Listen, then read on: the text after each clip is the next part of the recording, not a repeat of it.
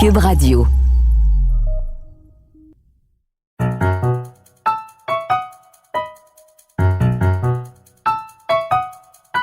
Ici Mathieu Bock-Côté et bienvenue aux Idées mènent le monde.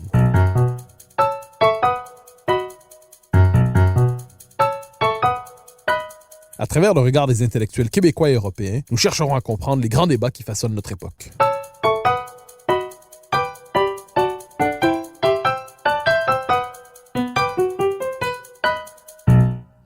Une bonne partie de notre existence se déroule aujourd'hui sur les réseaux sociaux. Et il est même de plus en plus difficile de contester que ceux-ci sont un des lieux privilégiés de l'ensauvagement de la vie sociale. Sur Twitter, sur Facebook, sur Instagram, les campagnes de lynchage se multiplient. Des existences peuvent s'effondrer en quelques heures. Les mécanismes antiques du bannissement et de l'ostracisme sont réactivés par les réseaux sociaux où la logique du bouc émissaire est plus violente que jamais. On parle de plus en plus de cancel culture. Pour en parler, je reçois le journaliste David Doucet qui vient de faire paraître chez Albin Michel La haine en ligne, une enquête très fine et remarquablement documentée sur la violence des réseaux sociaux. David Doucet, bonjour. Oui, bonjour. Merci de m'inviter. C'est un immense plaisir. Alors, question première, tout simplement sur le titre de l'ouvrage. Que définiriez-vous comme la haine en ligne? C'est-à-dire, qu'est-ce qu'il y a de spécifique à la haine en ligne qui la distingue de la haine en général telle qu'on la connaît dans nos sociétés? La haine en ligne, c'est en fait à travers la haine en ligne, j'ai surtout voulu désigner les lynchages, c'est-à-dire les mécanismes d'ostracisme, de mise à l'index, qui suivent en fait des fois des campagnes de boycott, des campagnes de violence sur les réseaux sociaux, et raconter en fait les rouages de cette mort sociale qui est différente du de la vie telle qu'on l'a pu la connaître auparavant, parce qu'avec Internet, disons que Internet garde une trace de tout, et je pense qu'en fait ce qu'a changé Internet, c'est l'amplification, c'est-à-dire que il y a toujours eu des campagnes de haine, que ça soit on peut regrouper 3 personnes dans un loft, dans un appartement, ils vont finir par s'engueuler, par se fâcher. C'est dans la nature humaine en fait d'avoir des comportements tribaux, mais Internet a démultiplié cette incitation humaine, et en fait on se rend compte que les opinions minoritaires et indignées sont plus visibles que la majorité silencieuse, et ce qui fait qu'effectivement il y a une escalade de la violence, une escalade verbale, et le problème c'est qu'une fois que cette violence a été distribuée, que les médias s'en sont fait l'écho, et en fait Google et les grandes plateformes des réseaux sociaux gardent tout en mémoire, et du coup cette humiliation est indélébile. Je pense que c'est ça qui change avec ce qu'on avait pu connaître par le passé, avec la haine telle qu'elle a pu être perpétrée dans les siècles précédents. Alors, vous vous intéressez dans l'ouvrage, surtout dans la première partie, à ce qu'on appelle de temps en temps la cancel culture. Vous parlez d'une culture de l'annulation, d'autres diraient culture du bannissement. Alors, quelle est cette... Et on en parle beaucoup depuis, je dirais, quelques mois. Ce thème-là s'impose de plus en plus dans l'actualité. Il s'impose au cœur de l'espace public. Quelle est cette fameuse cancel culture ou cette culture de l'annulation dont vous nous parlez dans l'ouvrage et dont on parle tant des deux côtés de l'Atlantique depuis quelques mois, peut-être quelques années? Alors derrière ce terme qui est un peu un terme fourre-tout, je trouve, c'est un peu un terme qu'on emploie beaucoup dans les médias, à la fois effectivement les médias anglo-saxons et maintenant les médias français. C'est une pratique sociale qui vise en fait à démonétiser, ça désigne le boycott d'une personne. On essaye de la désinvestir de son influence, de sa réputation, en raison d'actions, de paroles moralement condamnables. Et en fait, ça provient de la communauté noire américaine au départ, à partir de 2015. Et en fait, c'était au début, c'était aussi sous forme d'humour, c'est-à-dire que vous pouviez avoir un ami et vous vous dites je vais l'annuler, je vais le canceller parce que il aime pas les pizzas, par exemple. Ça désignait à la fois, ce terme d'annulation était à la fois utilisé de manière humoristique, mais à la fois c'est de plus en plus sérieuse pour condamner en fait des personnes qui, surtout au début c'était des personnalités qui avaient eu un comportement immoral. Et le problème c'est que ça vire souvent au cyberharcèlement, au lynchage, parce que en fait il y a pas de chacun met son petit commentaire, mais la multitude de commentaires fait que ça devient d'un seul coup une vague et qu'il est difficile d'arrêter. Mais moi ce que j'essaye de montrer un peu dans mon livre, c'est que c'est vrai qu'en France et notamment dans les médias anglo-saxons, on parle beaucoup de la gauche en disant la cancel culture vient de la gauche. Moi je crois que cette méthodologie d'ostracisme, elle est pas le monopole de la gauche. Je prends dans mon livre l'exemple d'une chanteuse qui s'appelle Ménel, elle avait participé à une émission de télécrochet sur sur une grande chaîne française. Et en fait, des internautes ont fouillé ses comptes Facebook et ils sont tombés sur des publications qu'elle avait postées auprès de ses amis ou qui étaient, un peu complotistes vis-à-vis des attentats de 2015 qui sont perpétrés en France. Enfin, les attentats de Nice, pardon, en 2016. Et alors, c'était des publications qu'elle avait écrites à brûle-pourpoint, qu'elle a regrettées, elle s'est excusée. Mais en fait, c'est la droite et la droite radicale notamment qui se sont emparés de ces publications pour demander son exclusion du programme de TF1. Et d'un seul coup, sa vie a été détruite. Elle devait signer un contrat avec un label de musique. Le contrat a été annulé. Sa famille s'est retournée contre elle. Enfin, elle a vécu vraiment une mort sociale et dont elle peine aujourd'hui. Enfin, aujourd'hui, elle est en train de remonter la pente, mais ça a été très dur. Et je veux dire, ça s'est passé il y a quelques années. Et en fait, ce que je veux dire, c'est que on parle beaucoup de fatwas venus de la gauche et de minorités actives. Effectivement, ça vient toujours, la cancel culture ou le bannissement qui est demandé de plus en plus sur Internet, ça vient surtout de minorités actives. Mais ça peut être des minorités actives de droite comme de gauche. Et c'est vrai qu'on a tendance aujourd'hui pardon, je suis bavard, mais on a tendance à parler beaucoup des militants féministes, LGBT, parce qu'on est dans un moment où en fait on se rend compte des injustices sexistes, de problèmes d'inégalité salariale et qu'on ne les supporte plus, et donc il y a une prise de conscience. Mais je veux dire, c'est pas le monopole d'un camp idéologique, et je pense que c'est important ça de l'avoir en tête. Oui, non, c'est très présent dans votre livre d'ailleurs, c'est une chose qui frappe. Vous montrez que la haine en ligne, pour le dire ainsi, aucun camp n'en a le monopole, mais je me permets de vous relancer directement sur ça parce que ça m'a frappé à la lecture. Est-ce qu'on pourrait dire que si les phénomènes de lynchage, les phénomènes de meute, c'est-à-dire l'agrégation des foules autour du bouc émissaire du jour, qu'il faut lyncher, qu'il faut lapider médiatiquement, ça, effectivement, c'est une forme de méchanceté aussi, c'est-à-dire la part sombre de l'âme humaine qui s'exprime sur les médias sociaux, c'est une chose. Mais est-ce que je dirais, la stratégie du bannissement, la stratégie de la disqualification morale n'est pas propre à certains égards à une partie de la gauche qui l'a théorisé et revendiqué? Je pense ici par exemple aux Sleeping Giants, ces activistes qui cherchent à dire ne vous associez pas à tel, soit chroniqueur, tel éditorialiste, tel journal, parce que leurs propos sont haineux, entre guillemets. De même, la campagne contre les propos haineux qu'on voit souvent quand on regarde les définitions qui sont proposées de la haine est souvent en sens unique. La haine, c'est le majoritaire par rapport au minoritaire, mais jamais le minoritaire par rapport au majoritaire. On va nous dire, par exemple, que le racisme est possible du majoritaire face au minoritaire, mais le minoritaire ne peut pas être raciste parce que le rapport de pouvoir serait à son désavantage. Est-ce que sur le plan politique, j'entends, la haine en ligne n'est pas néanmoins une stratégie privilégiée quand même par une certaine gauche, ou pour vous, néanmoins, même sur le plan politique, c'est distribué dans tous les camps? Je pense que je pense que c'est distribué dans tous les camps. Après, j'ai pas fait une étude statistique et quantitative, mais je pense qu'il y a des minorités qu'on entend plus effectivement aujourd'hui, et des minorités actives de gauche, on les entend plus peut-être que les minorités actives de droite. Et elles utilisent ces instruments exceptionnels que sont les réseaux sociaux pour gagner une grande visibilité. Mais récemment, j'étais invité à la télé française et on était que des blancs autour du plateau quasiment, et je disais mais elle est où la réalité finalement sociale ouvrière, la réalité même de la France racisée quand on se balade en banlieue, etc. La France multiculturelle aujourd'hui, elle n'est pas encore visible dans les grandes institutions et sur les plateaux de télévision. Et donc du coup, il y a un sentiment de ne pas être entendu. Il y a un sentiment aussi que les institutions ne relaient pas leur colère, ou par exemple je prends un exemple précis, mais dans mon livre, j'ai interviewé à un moment quelqu'un qui avait été victime de violences conjugales. Elle me dit si j'avais pas raconté sur Twitter que ma plainte n'aboutissait pas, je serais morte aujourd'hui sous les coups de mon ancien compagnon. Parce qu'en fait, il y a une lenteur de la justice française qui ne répond pas effectivement à l'instantanéité des réseaux, qui manque de moyens, qui est submergée. Et donc, effectivement, je trouve qu'on est dans un moment de bascule aujourd'hui où les violences policières, ou le sentiment de pas être visible dans les grandes institutions de pouvoir, même si c'est en train de changer, je suis d'accord, mais c'est pas totalement visible, fait qu'on entend plus les minorités sans doute actives de gauche. Et du coup, on a tendance à croire la cancel culture, ces fatwas viennent que de la gauche et ils ne se portent pas l'altérité. Mais c'est parce qu'ils ont le sentiment, alors je dis pas que je partage toutes leurs convictions, mais ils ont le sentiment de pas être écoutés et que leur discours n'est pas assez entendu. Et du coup, il y a une forme de radicalité dans leurs propos.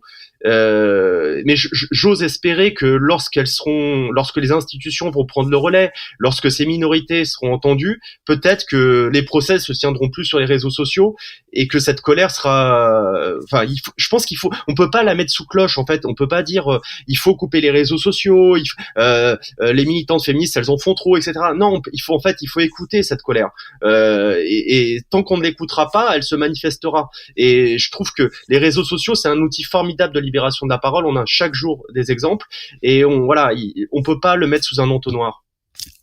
Dernière question sur la dimension politique. Est-ce que vous diriez la même chose de la colère de ceux qu'on associe, je reprendrai une formule que vous connaissez, à la fachosphère, à ce qu'on extrême droitise, c'est-à-dire des gens qui disent nous on n'est pas fascistes, on n'est pas d'extrême droite, mais qu'on bombarde toujours d'étiquettes comme extrême droite, fasciste, raciste. Est-ce que vous comprenez, est-ce que vous accepteriez à la rigueur qu'une colère puisse venir de cette partie-là, d'une partie de la France qui dit on ne tient pas compte de notre réalité, on est toujours en train de nous diaboliser, on est en train de nous disqualifier? Est-ce que vous seriez aussi attentif à la colère de cette frange de l'opinion en vous demandant dans quelle mesure il serait possible de lui faire écho pour qu'elle soit entendue positivement?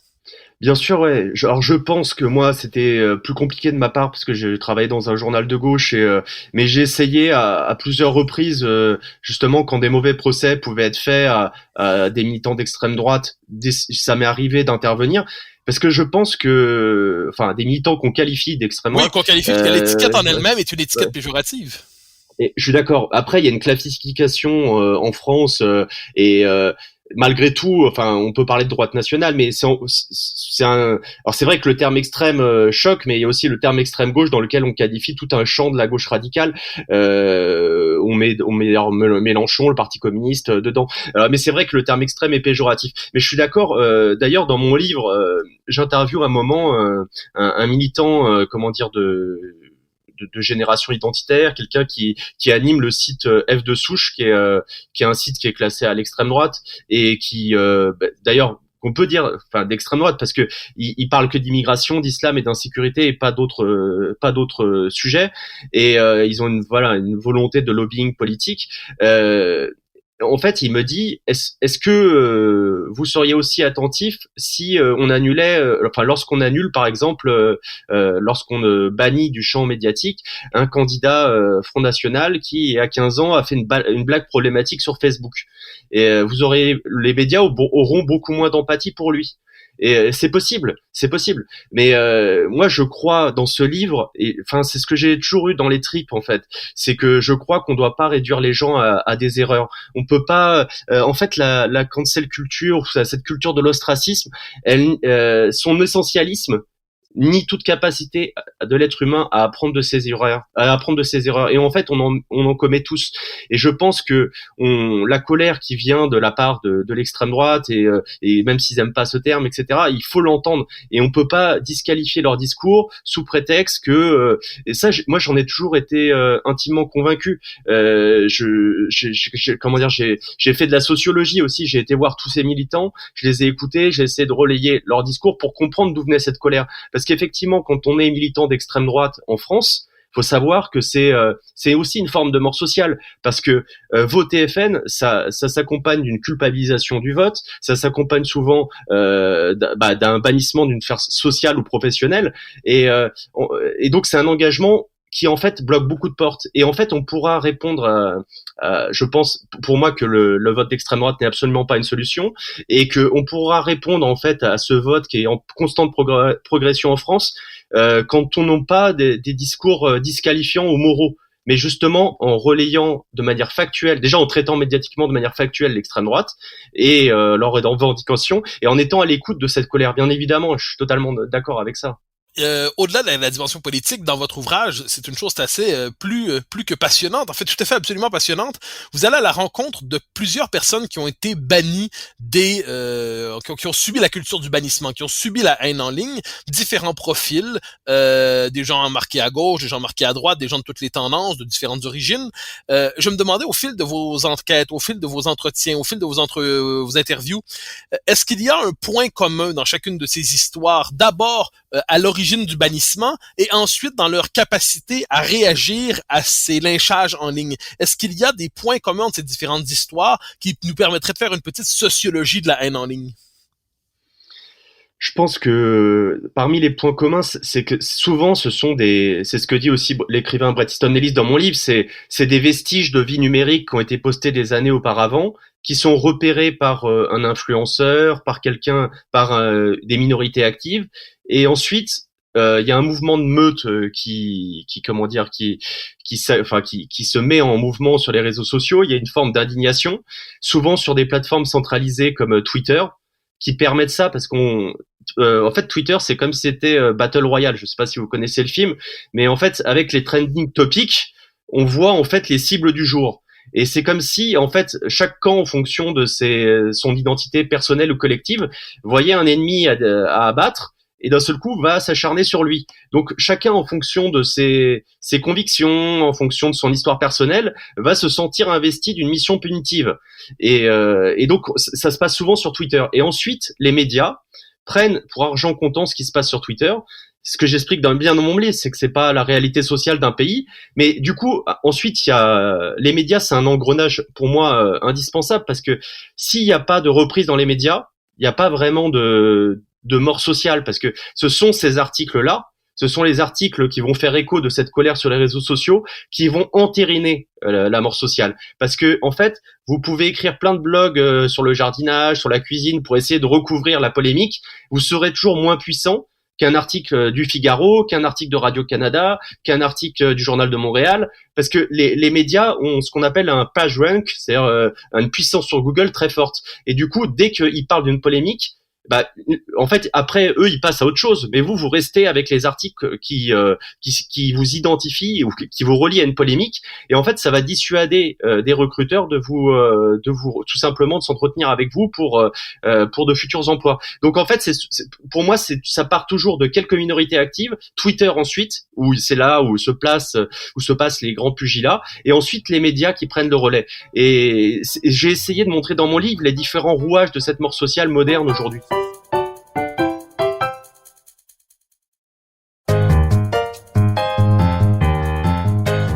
Alors, justement, vous évoquez un échange entre Michel Houellebecq, je crois, et Mehdi Meklat, si je ne me trompe pas, où Houellebecq dit « Faites-vous-en pas, une controverse, ça finit toujours par passer. » Et quelques années plus tard, Houellebecq dit « Je ne suis plus certain qu'une controverse finisse par passer. » Vous lisant, je me demandais, est-ce que vous remarquez aussi je dirais pas des stratégies, mais peut-être des postures, des attitudes qui permettent de résister à la tempête, qui font en sorte que même lorsque la tempête arrive, lorsqu'elle frappe, il est possible de tenir tête en se disant ça va passer, je ne céderai pas, je ne plierai pas, et finalement c'est la tempête passera et je vais en sortir peut-être un peu abîmé, mais certainement pas lynché, certainement pas socialement condamné. Est-ce qu'il y a des attitudes que vous avez remarquées d'une manière ou de l'autre dans cet ouvrage qui permettent de résister, autrement dit, aux campagnes de lynchage en ligne? Ce que j'ai remarqué, moi j'en parle pas dans l'ouvrage, mais ce que j'ai remarqué, c'est que en fait, vous pouvez survivre à un lynchage en ligne si vous avez une communauté qui vous soutient.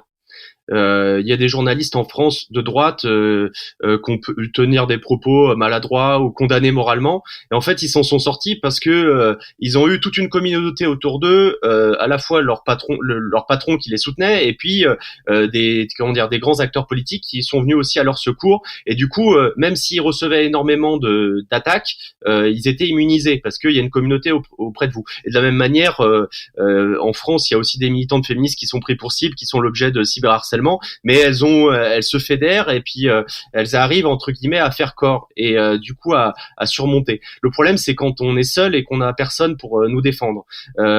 Et c'est bon, j'évoque pas mal de cas dans mon livre où c'est des anonymes aussi, et les anonymes n'ont pas soit un entourage personnel, familial pour les aider. Donc je pense que ça tient beaucoup en fait à votre statut social et votre aussi si vous avez une communauté politique, sociale autour de vous qui va venir vous secourir, venir prêter parce qu'en fait, ce qu'on voit dans les lynchages en ligne, c'est que tout le monde a peur d'intervenir. C'est ce que la sociologue allemande Elisabeth Neumann parle sur la spirale du silence, le fait que on a toujours peur du coût social que ça va représenter d'intervenir, parce que intervenir, c'est prendre le risque d'être éclaboussé à son tour par cette honte.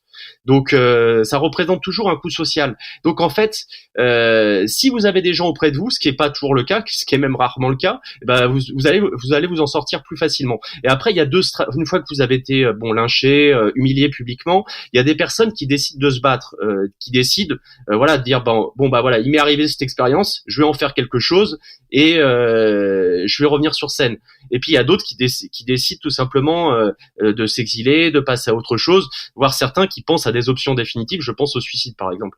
Il y a deux manières mais je pense que le meilleur moyen de se sortir de ça, c'est d'essayer de trouver du sens à cette épreuve. Et par exemple, la chanteuse Ménel, dont je vous recommande les chansons, elle sort un album l'année prochaine où elle raconte son parcours de résilience, ça s'appelle Il pour guérir, et elle raconte en fait comment elle a réussi à surmonter cette épreuve. Et voilà, c'est trouver du sens à cette épreuve, c'est le meilleur moyen, je pense, de rebondir aussi.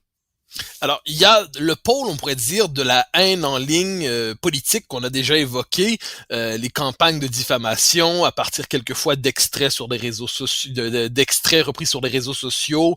Des gens écoutent un extrait d'1 minute et demie d'une émission et ont l'impression de tout savoir, se permettent de lyncher. Donc, ce pôle-là, nous le connaissons, mais vous évoquez aussi d'autres dimensions de la haine en ligne qui sont moins politiques. À la rigueur, Ménel, il y avait la dimension politique aussi, mais vous avez vous parlez d'un exemple qui mais absolument pas politique, c'est ce qu'on appelle le Star Wars Kid.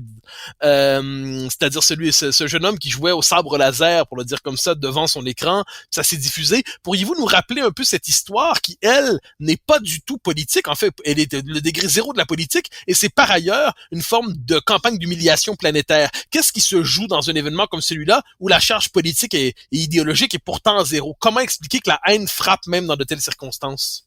Alors oui, pour résumer, c'était un jeune Québécois qui en novembre 2002, il était âgé de 14 ans, il s'était filmé en train de reproduire un combat au sabre laser dans son école.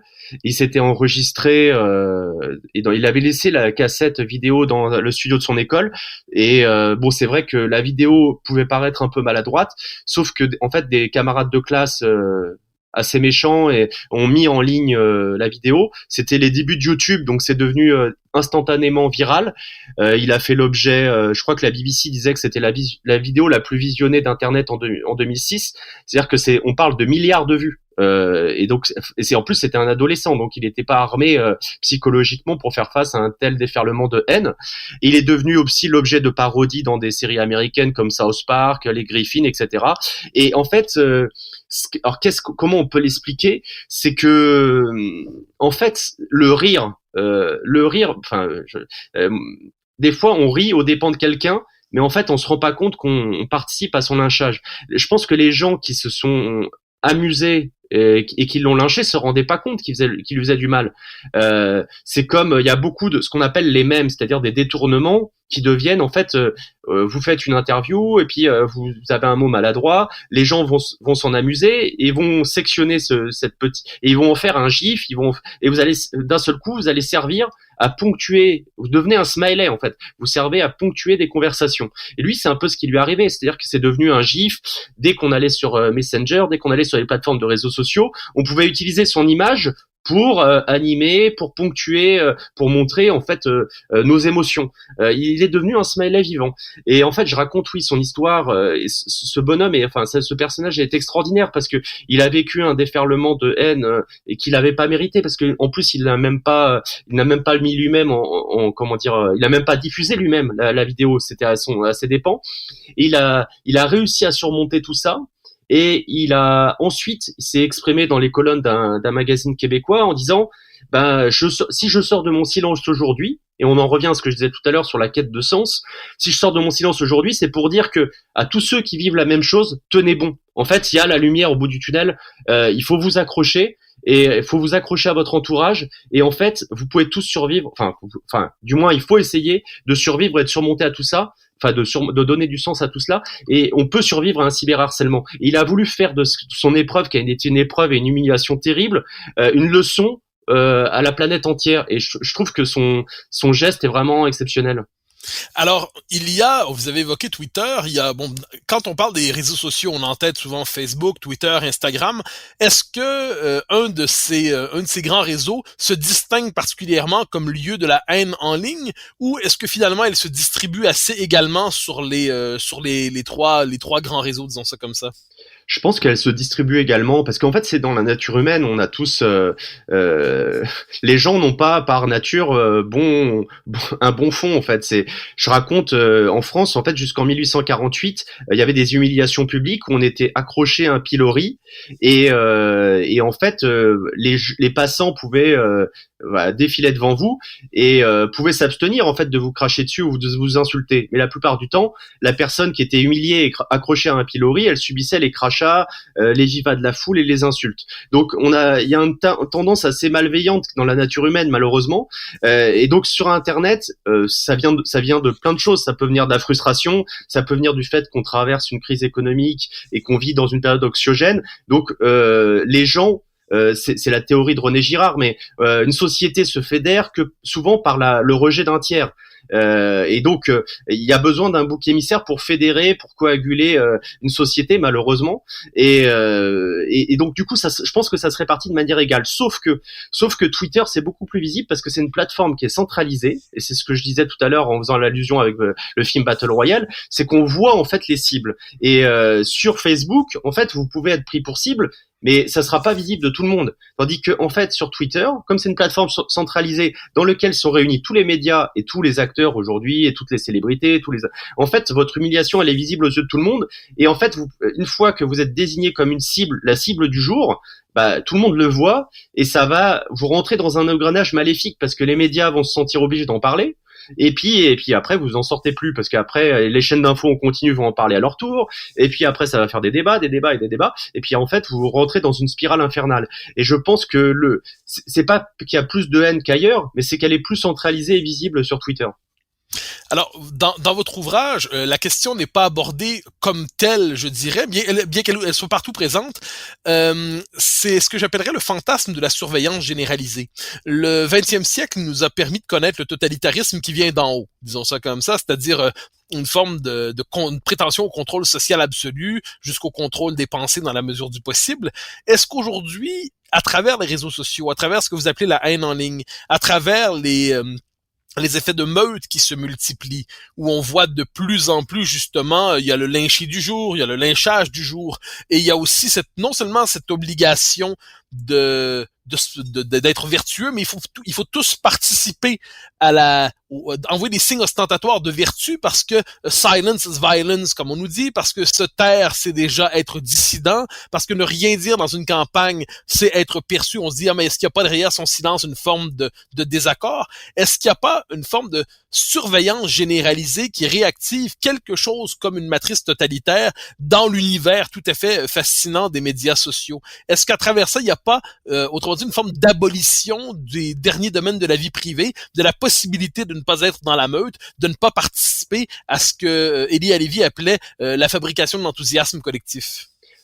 Oui, sans doute, oui. Je pense que les réseaux sociaux encouragent un climat de guerre civile et tout se passe en fait tel que l'avait prophétisé Gilles Deleuze, j'en parle dans mon livre, il parlait du passage des sociétés disciplinaires aux sociétés de contrôle.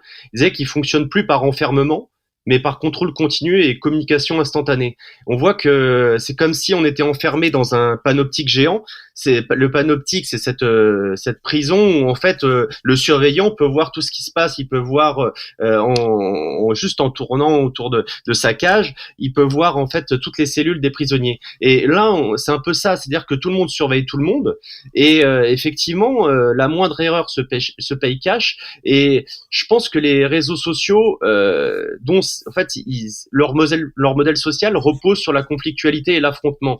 Et c'est vrai que ils poussent en fait à surveiller chacun, à dénoncer chacun.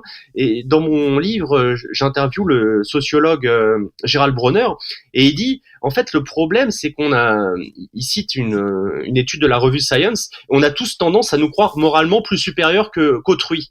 Et du coup, en fait, il dit toutes les conditions sont réunies sur les réseaux sociaux pour que une course à l'échalote de la pureté morale, et pour que nous nous corsetions les uns les autres. Et c'est vrai qu'on observe ça. Et le problème, c'est qu'aujourd'hui, on est tous devenus des personnalités publiques. C'est-à-dire qu'il n'y a plus de vie privée. Aujourd'hui, le meilleur moyen en fait de survivre, c'est de couper Internet. Enfin, disons pour de survivre au lynchage, c'est avant en fait, on allait sur Internet pour répandre, pour se confier sur nos secrets honteux, pour libérer notre parole. Et aujourd'hui, pour survivre à un lynchage, faut couper Internet et s'extraire de ça. Et en fait, on est tous devenus des personnalités publiques, et le moindre de nos gestes, c'est ce que je montre un peu dans mon livre, peut être utilisé par des militants, par des minorités, par quelqu'un qui vous en veut, ou même par votre employeur pour vous virer du jour au lendemain.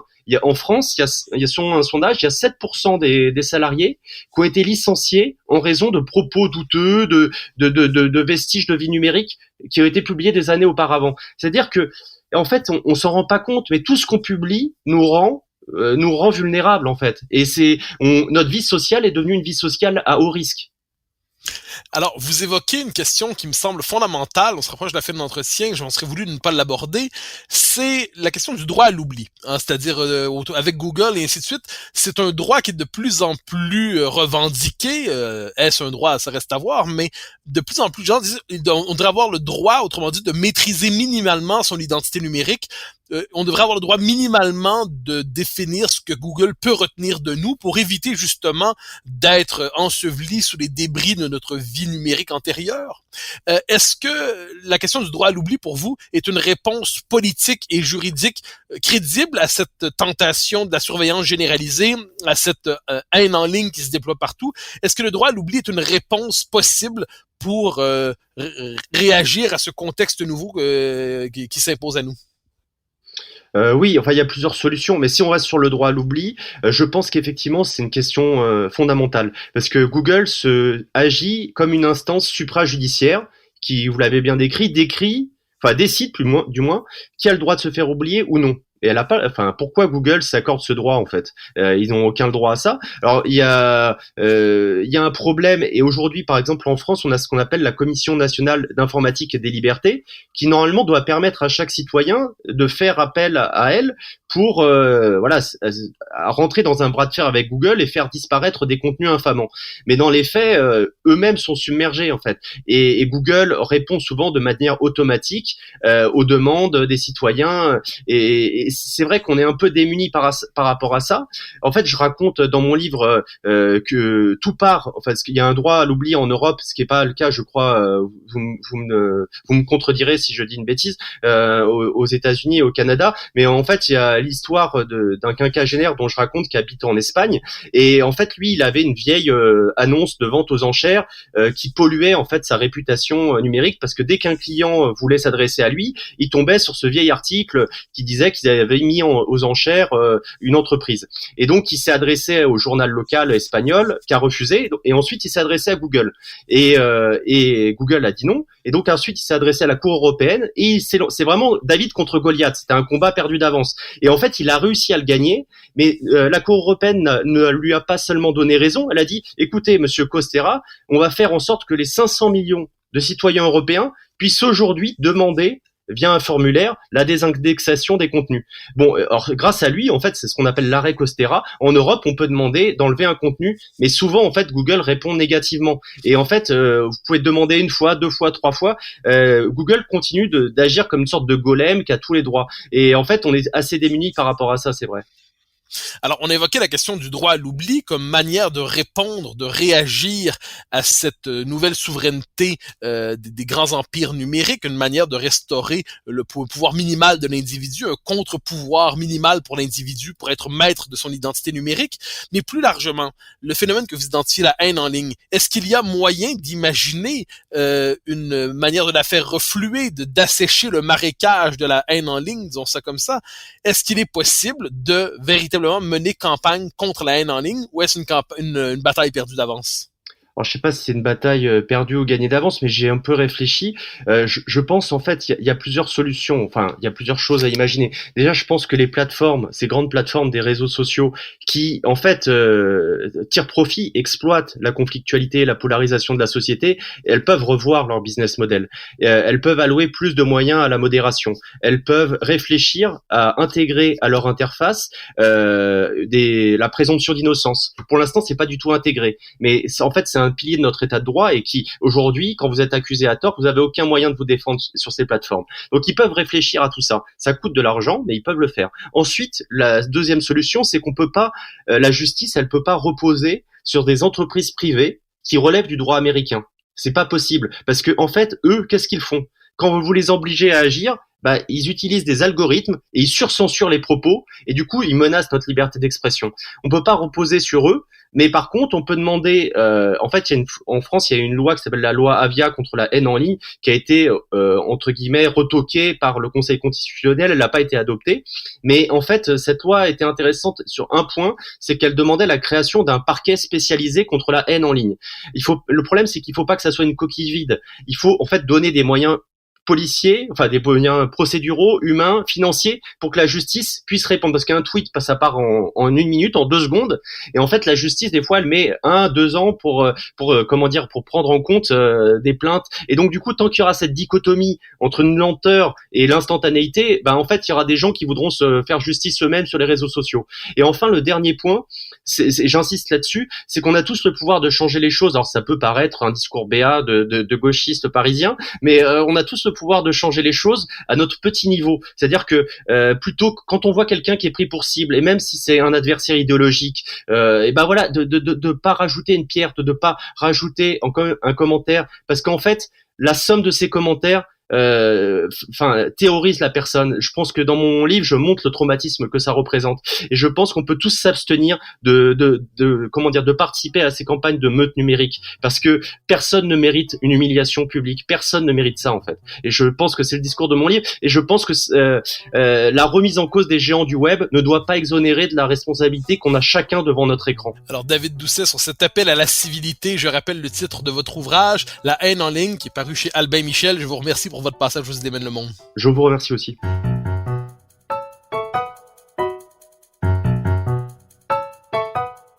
Chers auditeurs des Idées mènent le monde, vous pouvez faire connaître le balado sur vos réseaux sociaux en partageant les épisodes que vous aimez.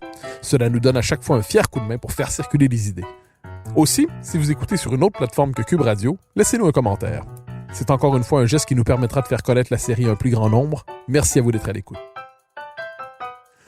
Vous pouvez me suivre sur Twitter et sur Facebook. Vous pouvez également lire mes chroniques chaque mardi, mercredi, jeudi et samedi dans le Journal de Montréal. Vous pouvez également m'écouter chaque semaine à la Joute et sur Cube Radio, tous les jours à 10h à l'émission de Richard Martineau. Animation et recherche, Mathieu Bock-Côté. Réalisation, Anne-Sophie Carpentier. Une production Cube Radio.